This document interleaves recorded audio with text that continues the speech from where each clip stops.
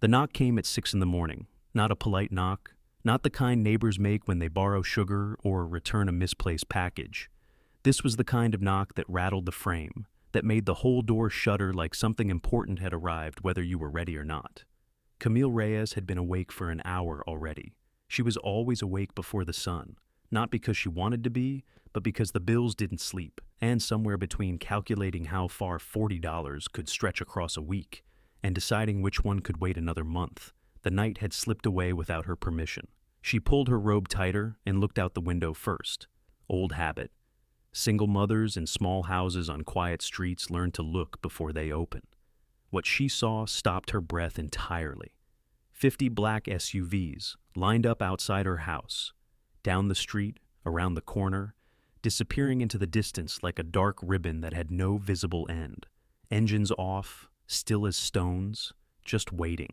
She stood at that window for a full 10 seconds before she moved. By the way, if you're the kind of person who believes that one small moment of kindness can change everything, stay with us. Because what happened next on that ordinary street in front of that ordinary house was anything but ordinary. Camille opened the door. The man standing on her porch was not what she expected. He was tall, impeccably dressed even at this hour, with the kind of calm that came not from ease but from power. The kind of stillness that belonged to people who had spent years making decisions that affected thousands of lives and had learned not to flinch while doing it. She recognized him, not immediately. Not the way you recognize a friend or a neighbor, the way you recognize someone you've seen on a screen, in a headline, behind the glass of a magazine cover in a grocery store checkout line. The kind of face that belongs to the world more than it belongs to any particular place. Daniel Ashworth, founder of Ashworth Global, worth somewhere in the neighborhood of $14 billion, depending on which quarter you were reading about. Standing on her porch. She didn't say his name. She just looked at him, and then at the street full of cars behind him, and then back at him. "Ms. Reyes," he said. His voice was quieter than she expected. "I believe I owe you something."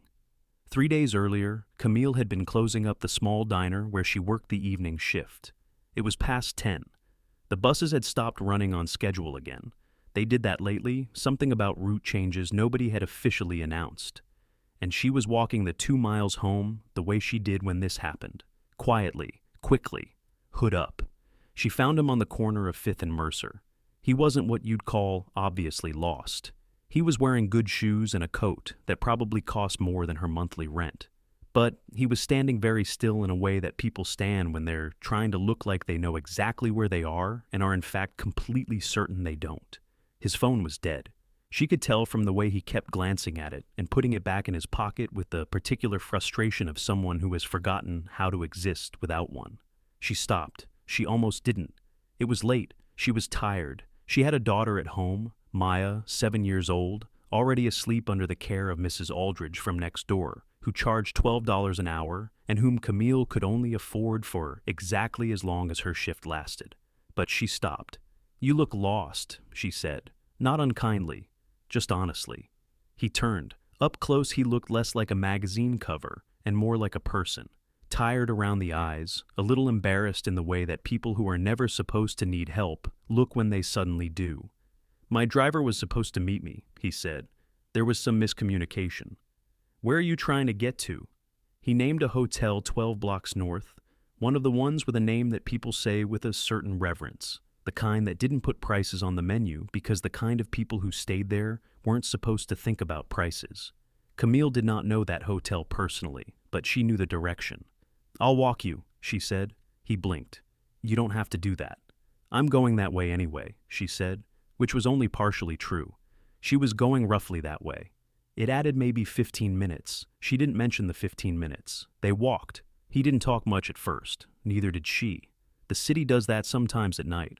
Makes quiet feel comfortable between strangers. She pointed out a shortcut through the park that cut 3 blocks off the route.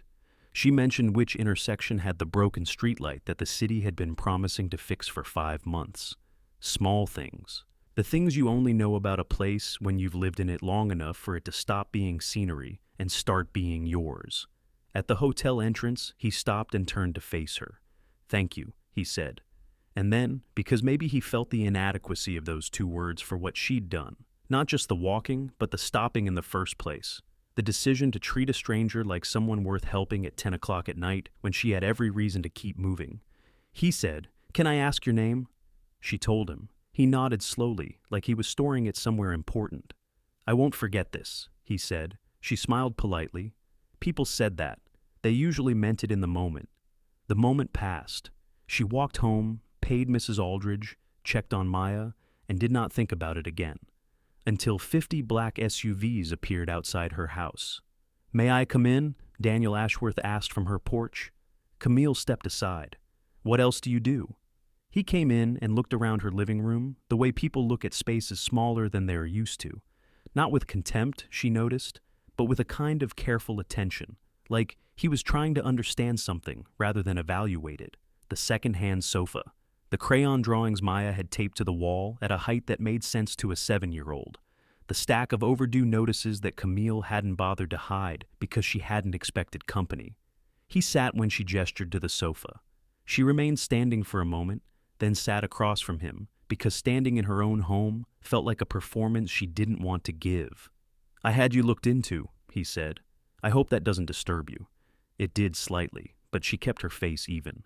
Why? Because when someone does something genuinely kind without expecting anything back, I want to understand who they are. He paused. "You work a double shift 3 days a week. You raise your daughter alone. You've been turned down for 2 small business loans in the last 18 months, despite having a solid plan. I read the proposal. It was good." Camille felt something shift uncomfortably in her chest. The particular discomfort of being seen clearly by someone who has the resources to see clearly.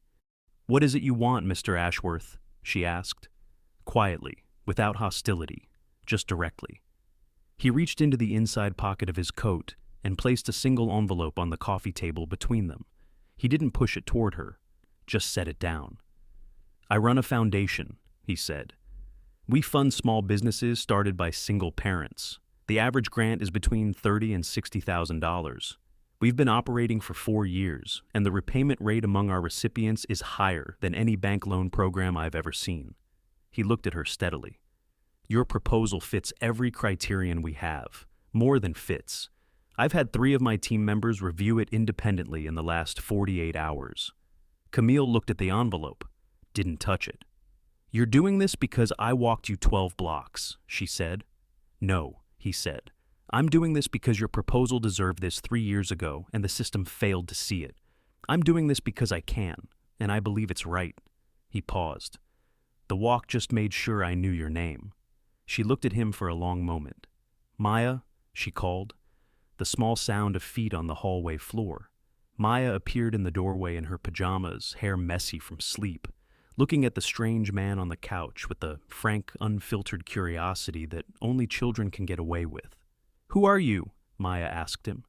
"Someone your mother helped," Daniel Ashworth said. Maya considered this with great seriousness. "She helps people a lot," she said finally, as if this explained everything. Because for Maya, it did.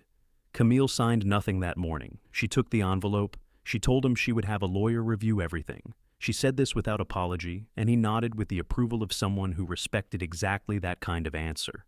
He stood, shook her hand, and walked back out to the street where 50 black SUVs waited with the patience of mountains.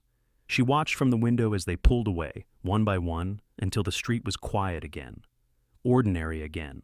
Hers again. She set the envelope on the kitchen table and made breakfast. Scrambled eggs. The good kind. The kind she only made when there was something worth taking slowly. Maya sat across from her and ate without asking more questions because 7-year-olds have a remarkable sense for when the important things have already been said. Later, after Maya left for school, Camille opened the envelope. She read every word 3 times. Then she sat back in her chair and looked at the crayon drawings on the wall. The ones Maya had made of their house, their street, their small world, drawn exactly the size it felt to a child who had never known it to be anything but enough. Camille had always believed that kindness was not an investment, that it had no return, no calculation behind it, no logic except its own. She still believed that. She had not walked a tired stranger home at 10 o'clock at night because she expected the street to fill with SUVs 3 days later. She had done it because he was lost and she knew the way. But sometimes, she thought, sometimes the world catches up to the good you put into it. Not always, not fairly, not on any schedule you could plan for. But sometimes, she picked up the phone and called the number on the letter. "This is Camille Reyes," she said when someone answered. "I'd like to talk about the next steps." Outside, the street was quiet, ordinary, exactly the same as it had always been, and completely permanently different.